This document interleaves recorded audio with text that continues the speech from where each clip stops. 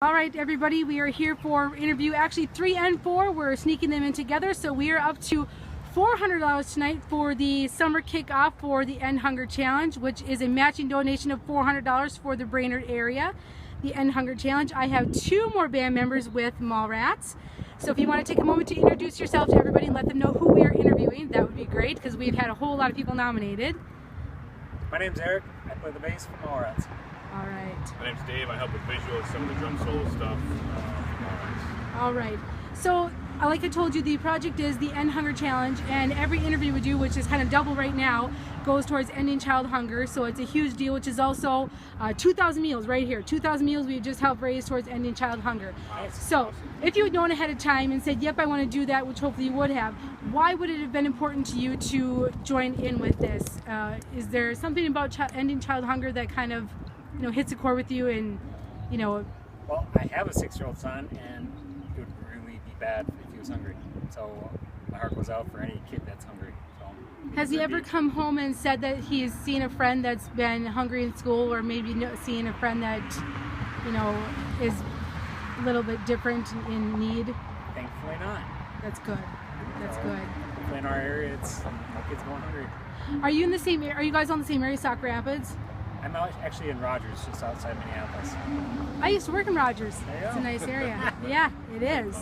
And it just seems like a more common occurrence that you just hate to see happen. So I mean, if we can do what we can to help provide more meals, more power to you. When you think of hunger, when you think of the word like saying, oh, hunger, or somebody who's hungry, what's the first thing that pops in your mind? Is there a certain stigma that you automatically think of, or something that you think of when you think of the word hungry, or somebody that's going hungry?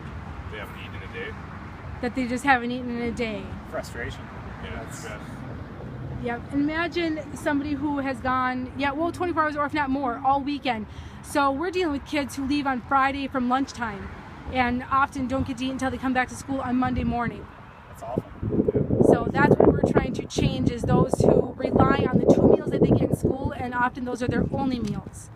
So with summertime hitting, our big thing is, a lot of people think, oh, summer vacation. And I've said this in the past 2 interviews, kids think, great, doing more homework.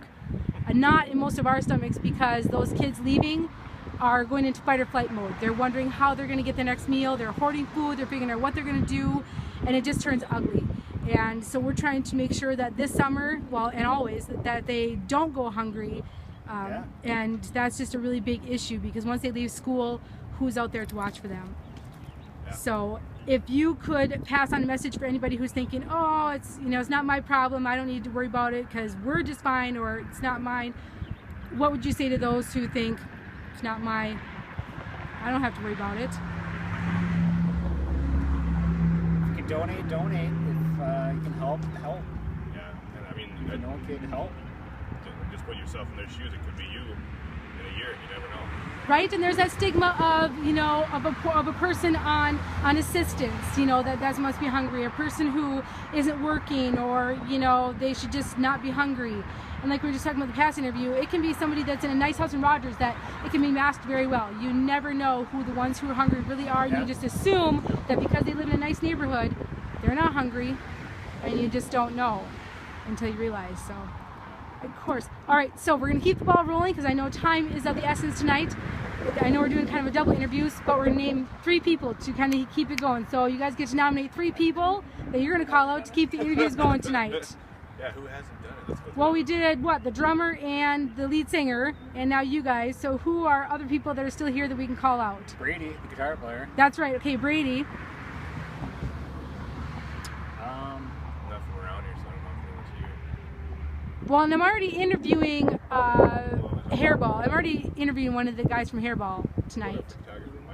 Matt. Matt. Matt. All right, we'll snake him. All right, one more person or no? Sound guy? What's his name? That's helping with this week. It's gonna be awful video. I forgot his name. Sound guy? That's right. Sound guy. I haven't met him tonight, so.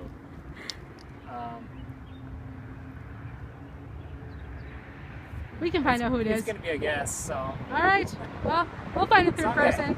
We'll go with that. All right. So that is 4 interviews that we've done so far. $400. We're going to keep it going as long as we can tonight and see how far we can take it tonight for the Hairball Mallrat concert. All right. Thanks All for doing right. this. Thanks, guys.